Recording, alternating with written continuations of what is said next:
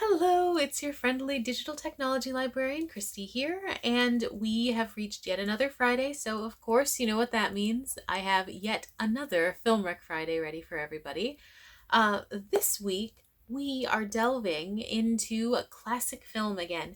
Um, I'm a huge fan of movies from the golden age of Hollywood, and it's always really exciting to get the chance to look back and see like the actors that you read about that were so iconic, like Cary Grant, Katharine Hepburn, all of these names and faces that really make up the film industry of the time. They were just the embodiment of filmmaking back then.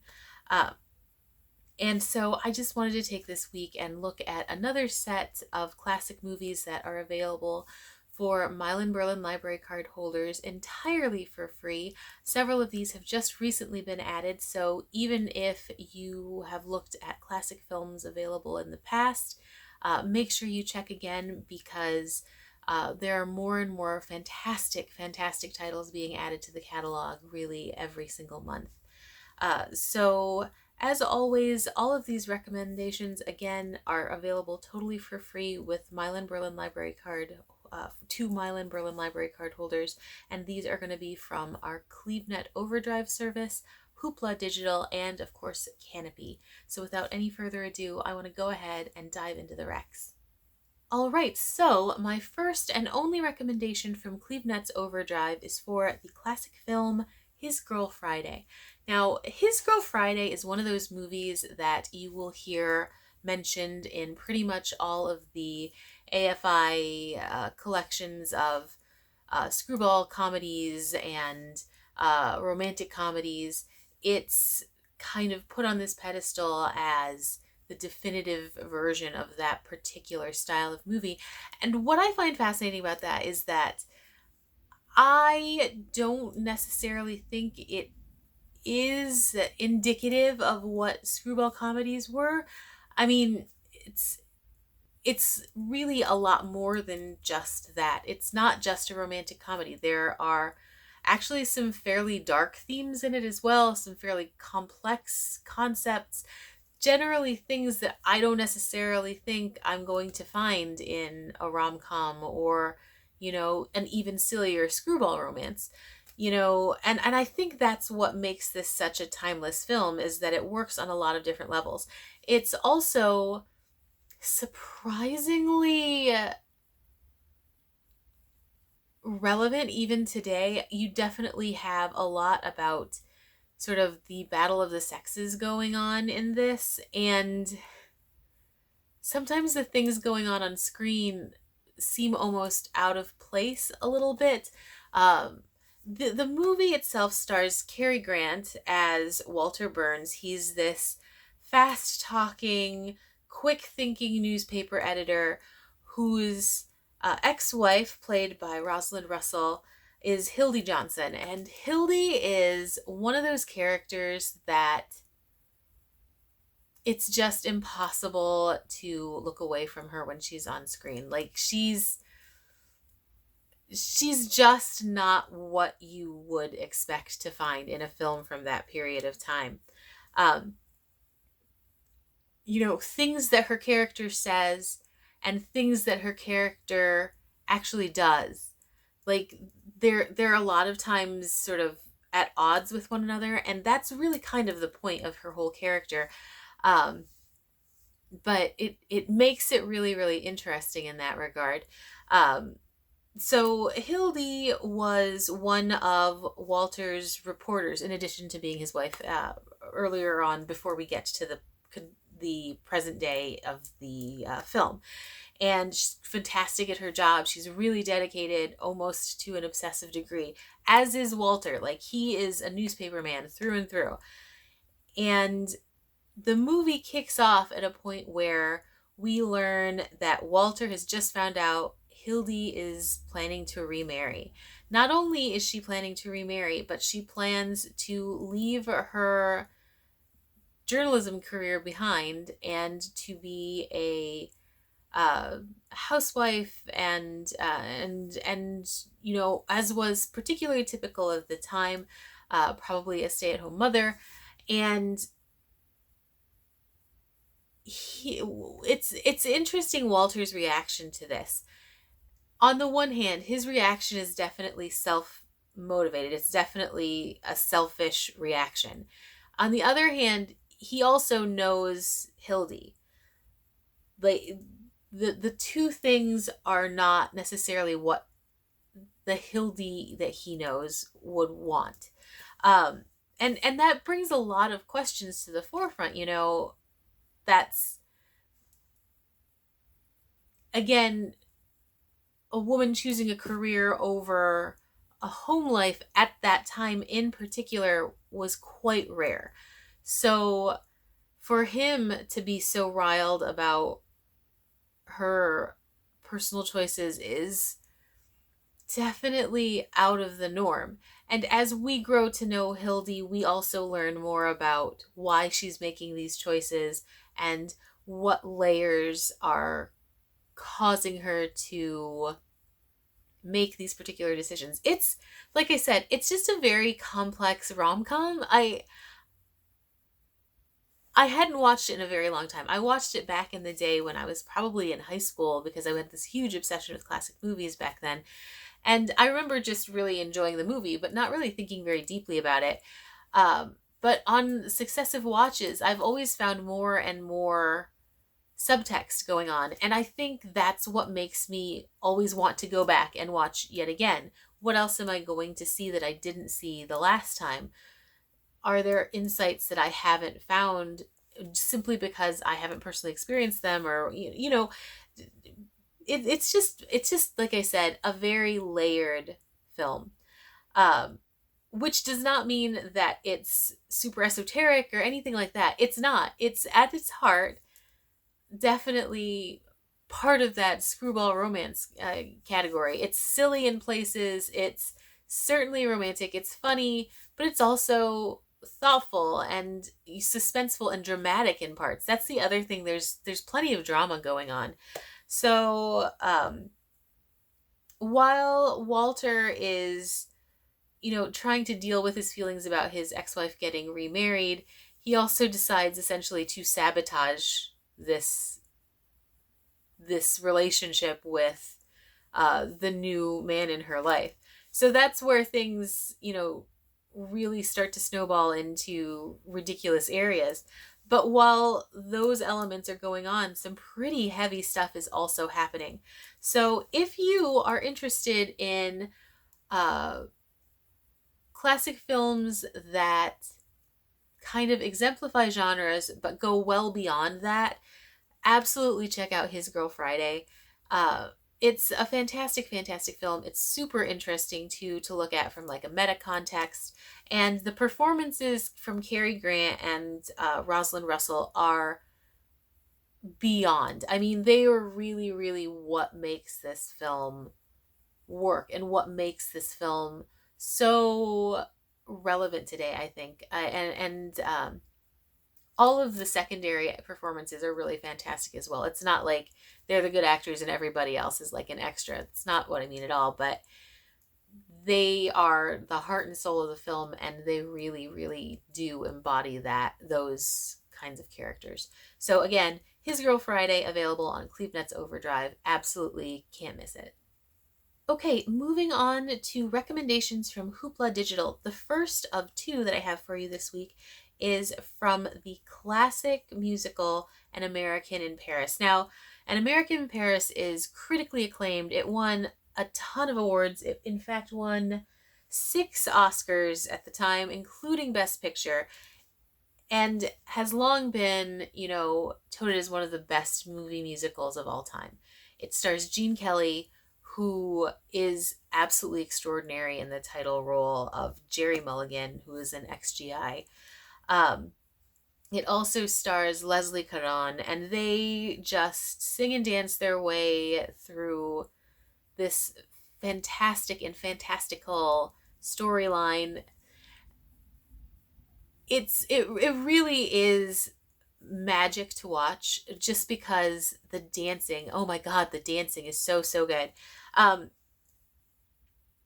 this is one of those musicals that in a lot of parts feels more like you're viewing a ballet than anything else. Gene Kelly, of course, is known for being a ludicrously good dancer, obviously.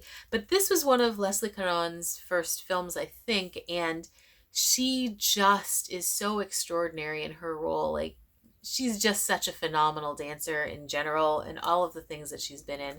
And she really is extraordinary in this. The music is from George and Ira Gershwin, so you have a ton of classic songs in there that you 100% already know.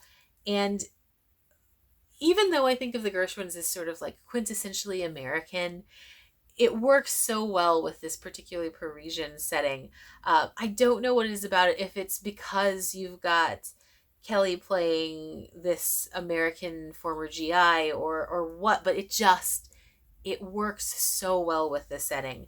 The speaking of the setting, uh, the colors are so. It's just a really vibrant film.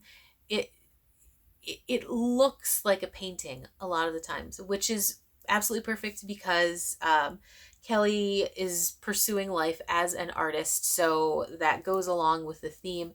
And having all of these technical elements work together to create what is really a living, breathing piece of art, um, it just everything has to fit just perfectly, and it absolutely does. Um, he so Kelly's character falls in love with this young French shop girl, and there are so who's played by Caron, of course, and there are so many moments in this musical where you get like a sense of daydreaming or fantasy that's going on. So there are a lot of moments that don't seem quite real because they're not. Um, and that sort of nebulous feeling of uncertainty really, really works well with this story, and the dancing. I keep going back to the dancing because if you have any interest in dance at all, this is one of those films that you 100% have to watch. It doesn't matter if you're interested in sort of, I guess you would call it stage musical dancing, but it's not. This is so much more almost balletic style dance than anything else, but without the same sort of rigid structure that you usually get in classical ballet. So there's a lot of storytelling that happens without words. And I absolutely love that. I'm all about seeing different kinds of storytelling being done in a musical. So it's not always about someone bursting into song when they're walking home from work, but it still has, again, that element of total fantasy because no one just randomly starts dancing in the middle of the street, or at least not normally. I'm sure that we've all danced around like crazy people in like stores and stuff when we think nobody's watching. They always are watching. But generally, we don't do that. Certainly not to express a feeling or an emotion. So that's why, again, you do have this undercurrent of fantasy going on throughout the whole film. But regardless, if you are a musical fan and you've never seen American in Paris, if you are a dance fan, if you liked Gene Kelly and say Singing in the Rain or any other film that he's done, you 100% need to watch An American in Paris. The music is extraordinary, the dancing even more so. The whole setting, tone, visual effect of the film is so spot on and so Parisian and so just so French, even though it's super American too. I don't know. It's just a phenomenal film. It's one of my favorite movies of all time. I have loved this movie for years and years. I watch it a few times a year, to be honest, and I can't recommend it enough. Please check out An American Paris on Hoopla Digital. You will not regret it. My other recommendation that's from Hoopla is for the original version of Father of the Bride. In Father of the Bride, it focuses on Kay Banks, played by Elizabeth Taylor, who announces that she's engaged and about to marry a young man that her father, played by Spencer Tracy, is simply not prepared to deal with. Spencer Tracy's character, Stan, is not prepared to deal with his daughter growing up in general, let alone getting married, leaving home, being an adult. And he's just not prepared. And he does a phenomenal job. I mean, it's Spencer Tracy, of course he's going to do a phenomenal job, but there's something even about his body language throughout the film that tells the story of this exhausted, put upon, stressed out father. Everything about him reads as such, and it's so perfectly embodied in his physical demeanor, in his facial expressions, in the way he delivers the dialogue. It's absolutely perfect. I'd actually not seen this.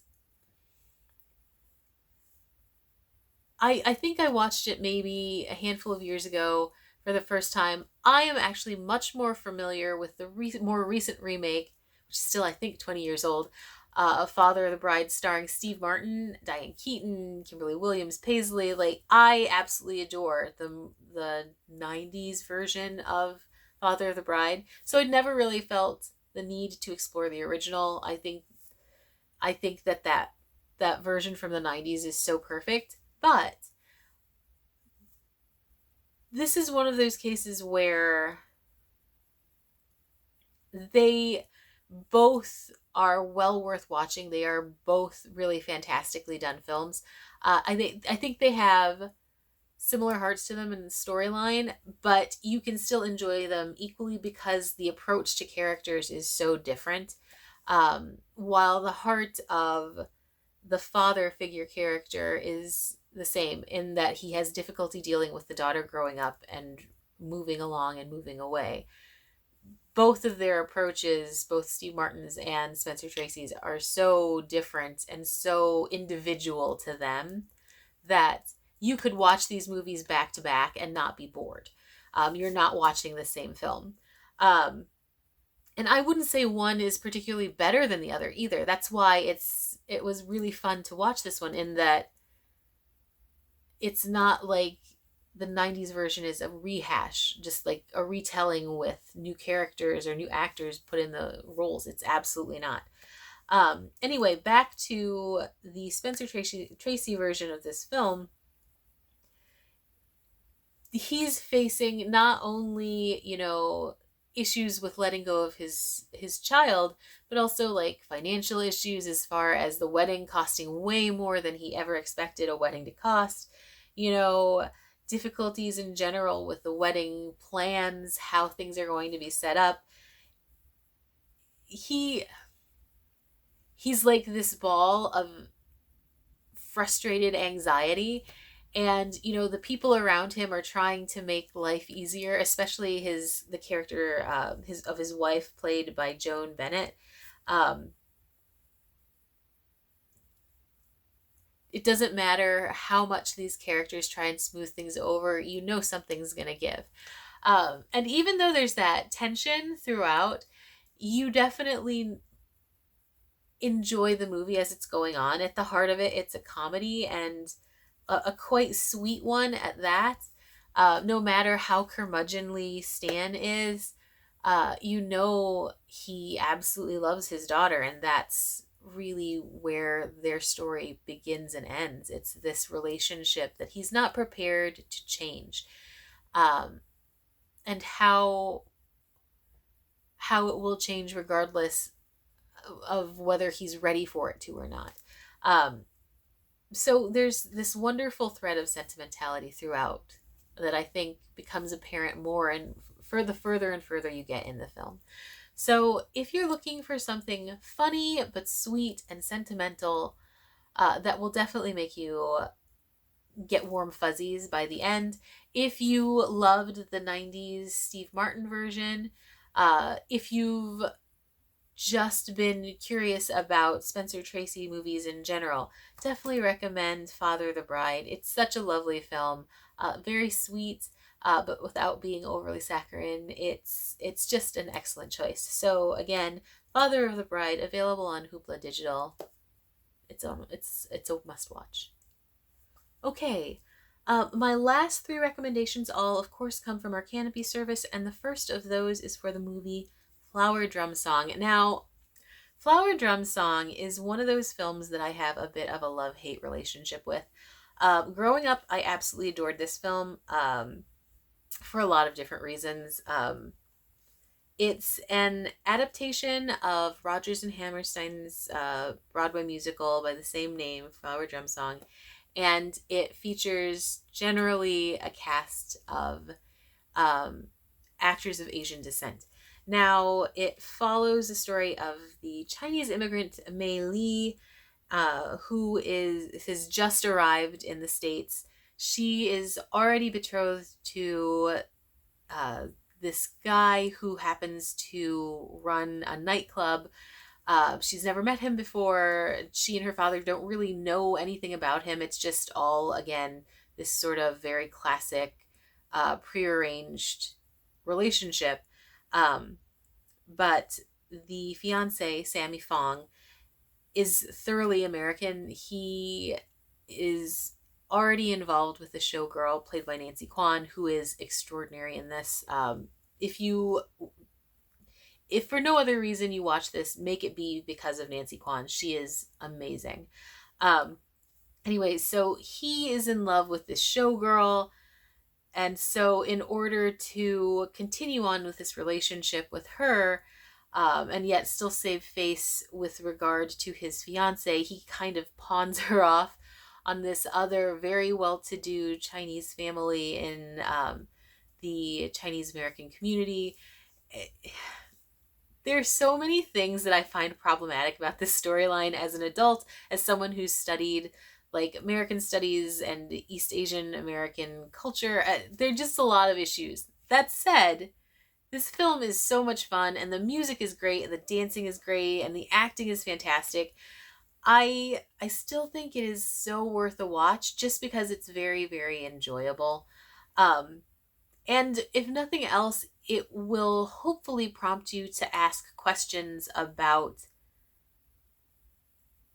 relevance of certain aspects of the storytelling, which I'll get to in just a minute. Okay, so continuing on, Mei Li is suddenly thrust into this sort of hazy relationship with the eldest son of this well-to-do Chinese family. He is also already kind of involved with someone, but he's super filial, so he wants to be respectful of what his family wants for him. And there's just a lot of round and rounds. There's actually a bit of a Midsummer Night's Dream quality to this particular musical, in that people are constantly swapping partners and falling in and out of love with one another. And again, that's part of what makes this film so much fun, is that you do have that thoroughly ridiculous element thrown in. I mean, and that's a huge part of the storyline, is that ever revolving romantic door going on.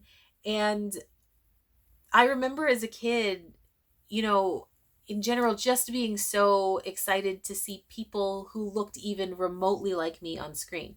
Growing up in the 80s, you just didn't see a lot of people of Asian descent on television and film, really. I mean, on television we had like reruns of Bonanza with Hop Sing, and we had that super brief All-American Girl, but like other than that, there just wasn't a lot. I mean, you had a lot of really overt, vaguely unpleasant, stereotypical Asian characters in films and TV series. But you didn't have anything that felt even remotely real or relatable for the most part. And while there's some seriously questionable things going on in Flower Drum Song, like cultural practices that the people who were making the film, who didn't happen to be Asian, didn't really get or thought were funny, or there's definitely plenty of that going on. But there are tons of respectful elements too, things that just sort of show culturally different practices at all. And I remember really loving that about it, even as a kid, just being excited to see anything representational about culture that I was familiar with. Um, so you do have that element thrown into it too. Besides that, you have some fantastic dancers. I mean, they're one of the secondary cast members is such an extraordinary actor. He or such an extraordinary dancer, solid actor, but like a ridiculously good dancer. He plays the eldest son, Wang Ta's younger brother, and he just is amazing. Um, but besides him, like I mentioned, Nancy Kwan, she's just so strong. She's been in a lot of films, but this one was one of the ones that the first things that I ever saw her in, and it made me a fan. Like I've followed everything else that she had done that I was able to get my hands on at the time, and since. So she's just phenomenal. Mei Lee, the main character, is played by a Japanese actress, and yes, like they weren't super particular about correct casting. I mean, they basically were like Asian actors, calling all Asian actors. Um, but I again at the time, you have to look at it as like a product of the time as well. So, you know, yes, today this would be very, very problematic, but at the time period in general, just having a story, that revolved around a race that was other was such a big deal. Anyway, like I was saying, Miyoshi Umeki plays the lead character of Mei Lee. She actually won Best Supporting Actress for her role in the film Sayonara, another fascinating film with tons of problems, but that I was also very, very familiar with early on just because of the storyline and the Asian context in the background of that. But she plays the main character. Um, she Her character is not as complex as some of these other characters, but she does an excellent job with it. James Shigeta, again, another Japanese actor, plays the eldest son of the Chinese family that she ends up falling in love with. And he has a lovely, lovely voice. It's a very full, talented cast. So you get all of these layers. Yes, there are issues, but they're definitely worth sort of dealing with in order to watch what, especially at the time, was such an out of the ordinary film. So if you are interested in Broadway musical history, period, if you are interested in watching films with excellent dancing, if you just want to check out more Rodgers and Hammerstein music because it, as is indicative of their style as anything else that they've done, um, if you're curious about what I'm talking about with regard to questionable or problematic sequences or scenes within film, please check out Flower Drum Song. It's one of those movies that I think everyone should check out just once at the very least, just because it is such an outside the norm film for the period that was done. So again, Canopy Service, Flower Drum Song. Please, please check it out. Okay, my second pick from Canopy is for the film Sabrina, which is just such an amazing classic starring Audrey Hepburn as the titular Sabrina. It also stars Humphrey Bogart and William Holden, and honestly, that's all you need to know. If it stars those three people, you should just watch it. You should just watch the movie. Um, but Sabrina is just this sort of soft, quiet, funny romance. And it's just a wonderful, wonderful film. Sabrina is the daughter of a chauffeur to this very, very wealthy business family. Linus is the eldest son of the family. He's an incredibly dedicated and focused businessman. He's played by Humphrey Bogart. His younger brother is David, a total playboy. That's played by William Holden. He grew up in the same family, but where Linus is super responsible and super focused, uh, David is absolutely not. He loves women, he loves playing around and playing the field. He just is altogether not the right guy. And of course, Sabrina has grown up on this estate, and who is she in love with? David. She's grown up being in love with this sort of laissez-faire lady killer, and it's no surprise that it's William Holden's character. I mean, who wouldn't be in love with William Holden's character? Um, anyway, as time goes by, she is eventually sent to Paris to sort of grow up. Sort of a coming of age situation. She travels to Paris. She studies at Le Cordon Bleu, it looks like, and she's learning to cook. She's learning how to live alone, how to be her own person. But at the back of her mind, she's always still thinking of David, which is problematic on many, many levels, but also very fitting with one, the time, and just the story in general. That's the girl she is, especially at the beginning of the movie. She eventually comes back to the States, and she is a total knockout at this point. She no longer looks like a little girl. People don't recognize her. She looks just fantastic and super chic and very Parisian. And no surprise, David ends up falling for her. And that is where things really get complicated. The movie ends up being a bit of a love triangle between Sabrina, David, and Linus, and that's what makes this so iconic, I think, is that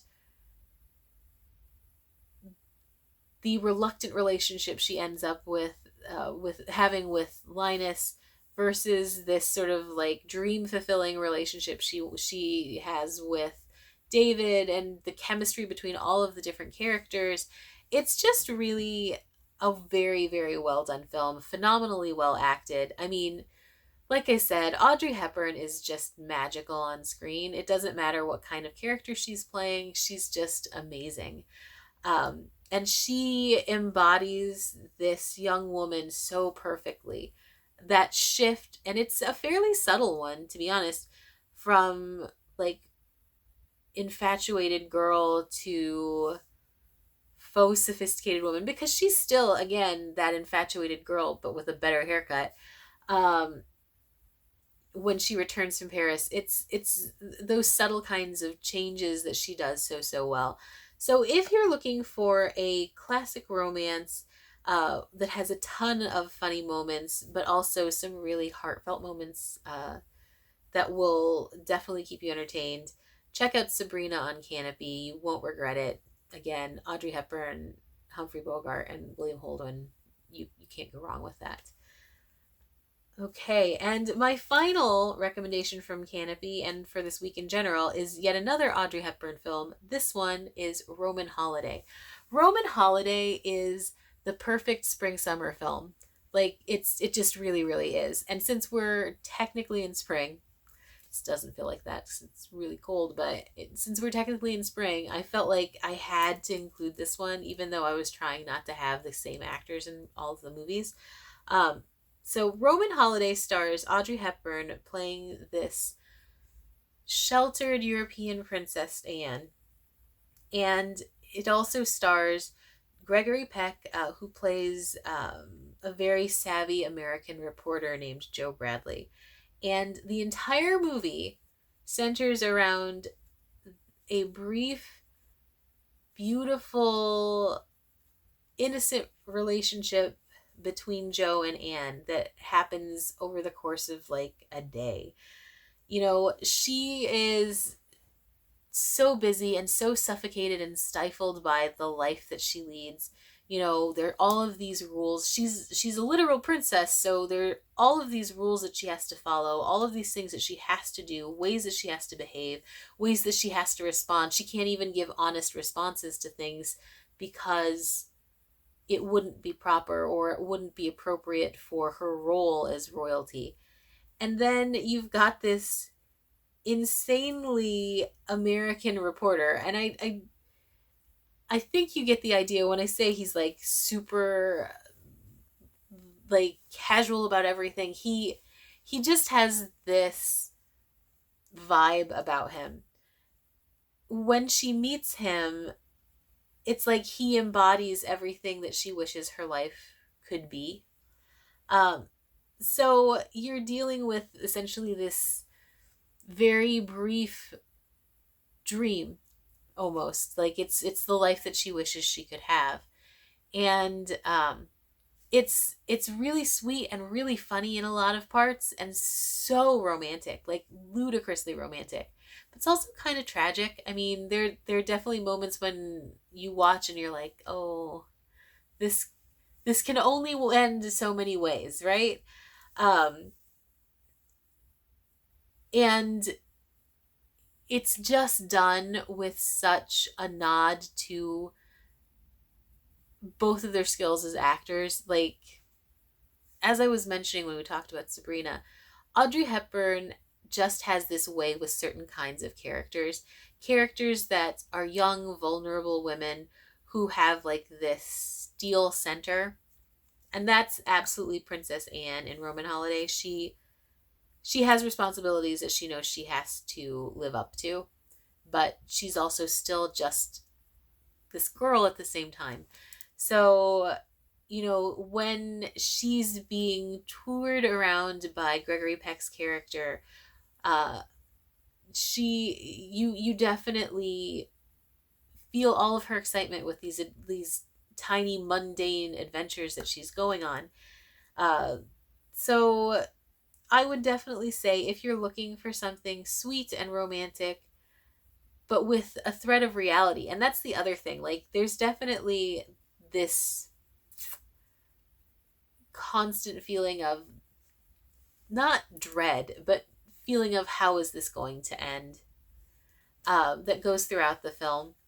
Uh, it's melancholy. I suppose that's probably the best way to put it. Like, there's this almost invisible melancholy to everything that goes on, because everything that's so happy and joyful that she's experiencing, you know, it's probably not going to last forever, because she will eventually have to go back to her real life responsibilities.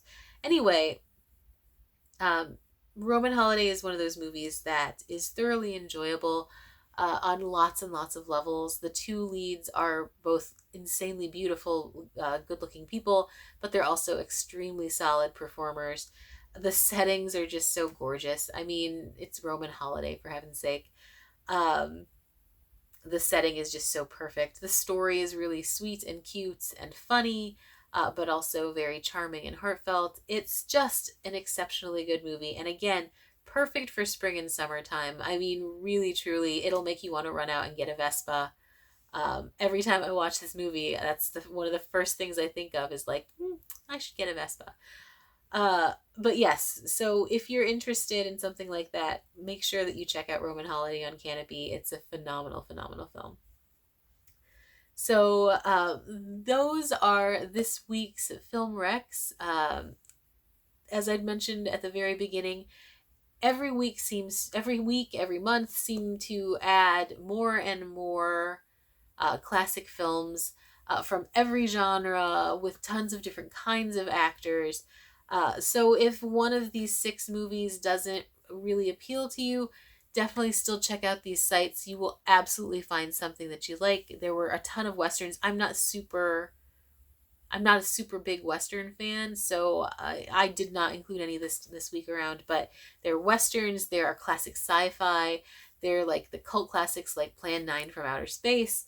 You've got actually a ton of Mystery Science Theater 3000, so if you like that sort of spoofy commentary, there's that available for you classic film lovers as well. Um, and they do have films that run the gamut from the golden age of Hollywood up through, of course, contemporary period. So if there's something else from the 60s or the 70s that you're interested in, that's very likely on one of these three services as well. So with that said, I'm going to go ahead and close out for this week. As always, thank you so much for joining me. If you have any suggestions for classic films that you think we should be watching that were not mentioned, comment down below and let us know. Everyone's always excited to get more recommendations, so please do. And I will see you all next week. Bye!